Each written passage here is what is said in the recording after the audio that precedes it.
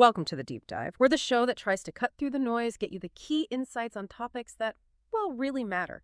Imagine this. You wake up and find out a treatment, something that's kept you healthy maybe for years, is suddenly under threat.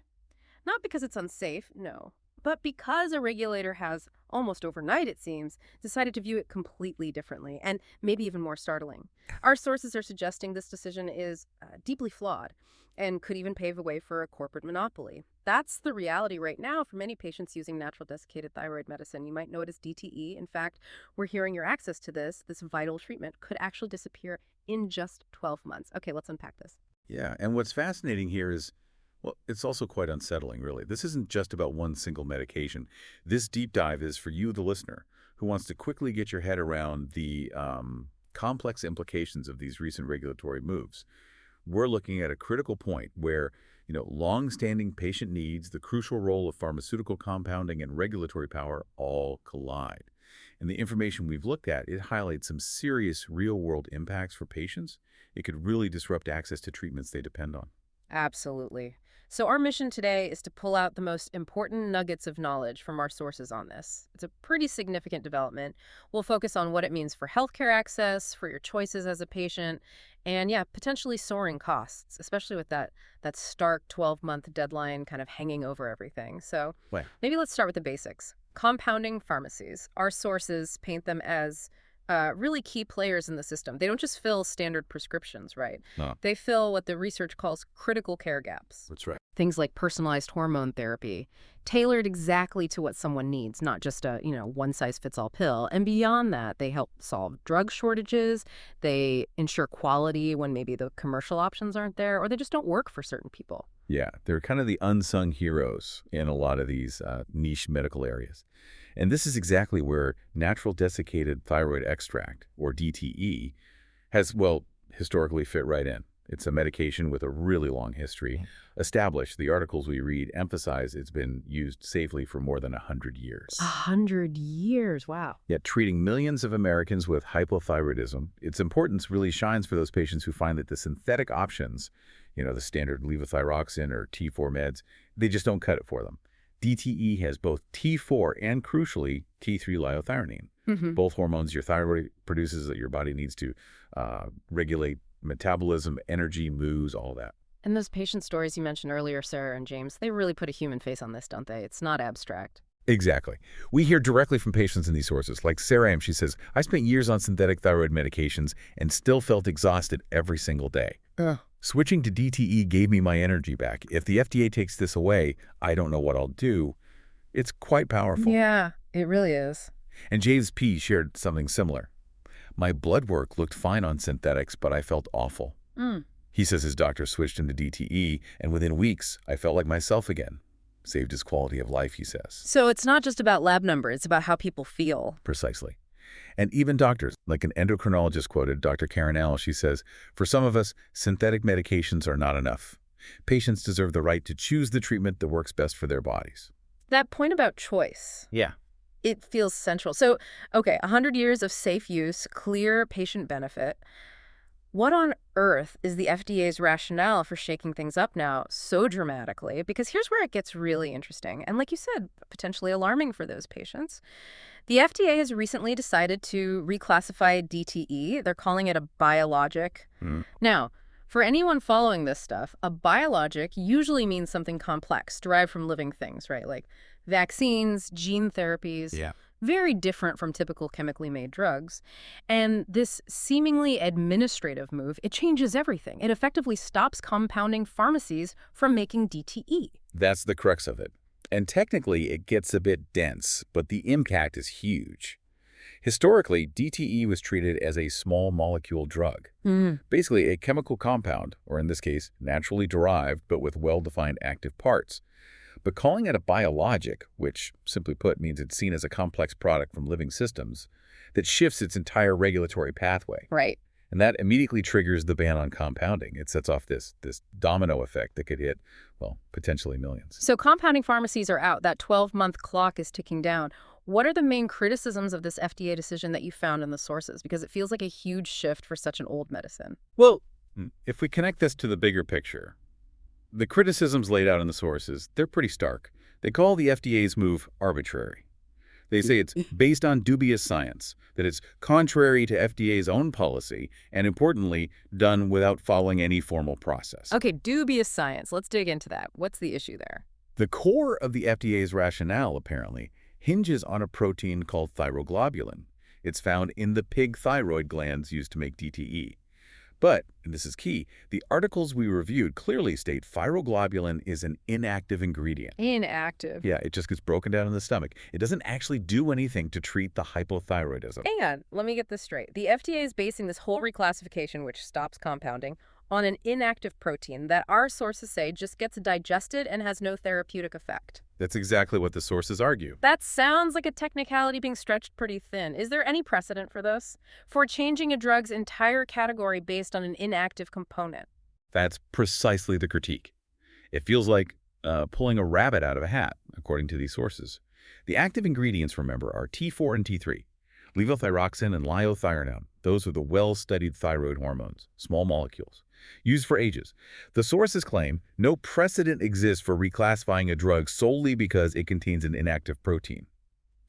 And they add that this action actually violates its own guidance document about what counts as a protein for being called a biologic. It seems, well, unprecedented based on this reading. Okay, so the science is questioned. What about the process? How did this decision actually happen? You'd expect, for something affecting so many people, a very open public discussion. You would hope so, wouldn't you? But the procedural issues raised are pretty significant too. The documentation suggests the FDA acted unilaterally. There was no rulemaking, no public comment, period. It was done through an unorthodox series of letters sent out. Just letters, no public input. Apparently not, according to this material, which isn't how major decisions impacting patient access to long-used meds are typically handled. It definitely raises questions about transparency and due process. So compounding is blocked, the science is called dubious, the procedure sounds rushed. What are the wider implications here? This isn't just about a classification change, it's about people's daily health. And our sources point to a really big concern, that this move clears the field for a drug maker to have a monopoly on the therapy and inevitably surely raise the price. That's exactly the fear being voiced. A monopoly by corporate petition is how the sources frame it. They explain that this wasn't the FDA just deciding to review the science on its own initiative. No, this push apparently came from a petition by drug maker AbbVie. AbbVie, they make Armour Thyroid, right? A commercial DTE product. That's the one. And AbbVie is already working towards getting what's called a biologics license application, a BLA, for their product. So if this FDA decision holds, the experts consulted in our sources believe AbbVie likely will be the only company with a biologics license for DTE. Wow, so it effectively hands them the whole market. That's the concern, a potential monopoly. So this isn't just losing an option, it's potentially putting one company in charge of this critical therapy. What does that mean for you, the patient, practically speaking? The consequences look pretty profound based on these analyses. We're talking up to 1.9 million patients could lose access to DTE. That's a huge number. 1.9 million. And they could face soaring prices. Because biologics, they're tricky for access in this kind of situation. They're not eligible for compounding. That means no true generics. You only get these expensive biosimilars. Right, which are never quite as cheap as regular generics. Exactly. And the whole approval pathway is far more expensive and restrictive. Plus, you lose that customized treatment option. People needing different doses or forms than what's sold commercially, that's gone. A big deal with hormone therapies. And what about shortages? If there's only one main supplier? That's another major risk highlighted. If that sole manufacturer, likely AbbVie, has a supply problem, compounders still won't be allowed to make it. You could have millions of patients just left without access. It's a potential crisis waiting to happen. This sounds worryingly familiar. Our sources kind of broaden the lens here, suggesting this might not be a one-off. They mention a similar situation with compounded GLP-1s. Those are the popular diabetes and weight loss drugs. Weren't drug makers also asking the FDA to stop compounding of those? Yes, the parallel is quite striking, and the sources draw that line clearly. And it presents this stark contrast between, say, official FDA announcements and what's happening on the ground, especially with those GLP-1s. The FDA declared a shortage of tirzepatide resolved. But pharmacists, they're quoted saying basically, no, it hasn't. Not in reality. So the official word doesn't match the pharmacy reality. Not according to these pharmacists. We're hearing quotes reflecting real distress. Jennifer Birch of PharmD says Everyone is freaking out. John Hare in RVH says this is driving patients to extremes. Shelby Witt, another PharmD, points out rural folks are out of options. That's a huge access issue. Yeah. And maybe the most telling quote, Scott Welch, a PharmD, says, "I've gone from a pharmacist to a therapist." Wow. From a pharmacist to a therapist, that says a lot about the human cost. It sounds like the pressure on the ground is immense, far beyond just a policy change. So are these pharmacists even able to get the official FDA-approved versions of these drugs if the compounded ones are restricted? They report really struggling, getting zero allocation on day one of the approved versions, feeling lucky to get one allocation a day. It paints a picture of a system under serious strain. The sources even mention this idea of an off-ramp period during drug shortages, letting compounding continue for a time to ease transitions. It just highlights that these shortages are ongoing, complex problems. And simply removing the compounded option doesn't seem to be the fix. It certainly doesn't seem to be, based on these reports. Okay, so what does this all mean? For you, the patient, or just anyone concerned about healthcare access and costs? Because the stakes with DTE, with that potential 12-month cutoff, they feel incredibly high. Yeah, the core takeaway from the sources we've reviewed is pretty unambiguous. They argue this reclassification of DTE is unnecessary, it's scientifically flawed, and ultimately demonstrably harmful to patients. It takes away choice, it's likely to push up prices, and it seems to hand control of a vital therapy to just one company. It's a really significant shift. And that timeline is critical. The FDA has said it's giving patients 12 months to transition to an FDA-approved medication, and then it plans to remove all DTE products from the market. Exactly. That window is actively closing, which makes this really urgent for anyone affected. If you rely on compounded DTE, you absolutely need to know about this deadline. 12 months is not a lot of time for such a major change, especially if finding an alternative isn't straightforward.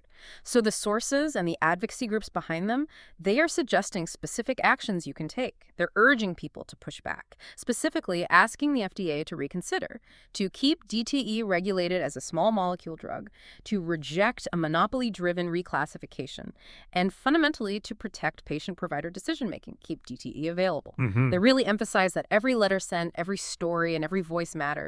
They're saying act now before the 12-month enforcement window closes. And this raises an important question. If you are impacted, the advice seems to be talk to your doctor now. Discuss your options if this FDA plan goes ahead. Figure out how you might manage this transition. Absolutely. This whole situation really throws a spotlight on that delicate balance, doesn't it? Between regulatory authority, the scientific basis for decisions, and the very real, very personal needs of individual patients. It forces us all to ask, who gets to decide which treatments are available, on what grounds, and crucially, at what cost to patient well-being and their right to choose? Exactly. It's complex, technical on one level, but with deeply human consequences for potentially millions. Thank you for joining us on this deep dive into the fate of natural thyroid treatment and what it might signal more broadly for healthcare. We really encourage you to keep exploring these crucial issues. They affect all of us. And maybe just reflect on how often these seemingly technical regulatory choices can ripple outwards, impacting individual lives in profound ways.